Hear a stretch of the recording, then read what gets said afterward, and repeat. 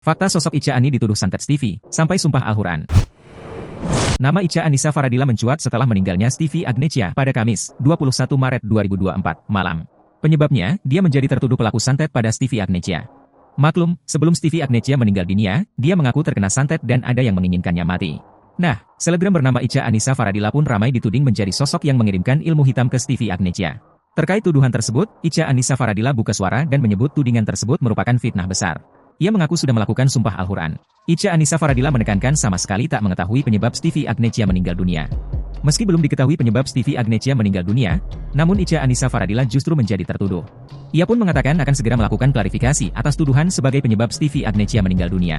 Tuduhan Anissa berkonflik dengan Stevie Agnecia memang sudah beberapa waktu tersiar. Ia dituduh telah mengirim ilmu hitam pada Stevie Agnecia.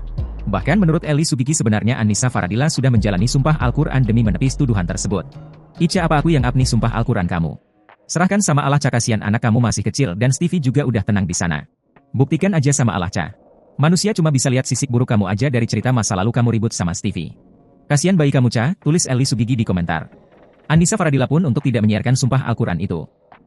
Eli Sugigi menekankan bahwa Anissa Faradila bukan penyebab Stevie Agnecia meninggal dunia. Paham sayang TP Stevie dipanggil Allah bukan karena Ica, aku tahu sayang itu fitnah. Stevie meninggal di hari baik bulan baik, dia orang baik kok, dan sebelum ini mereka udah baikan sayang, udah saling minta maaf, tulis Eli. Ia menerangkan bahwa Ica sudah sumpah Al-Quran. Sudah sumpah Al-Quran, kata Eli Sugigi.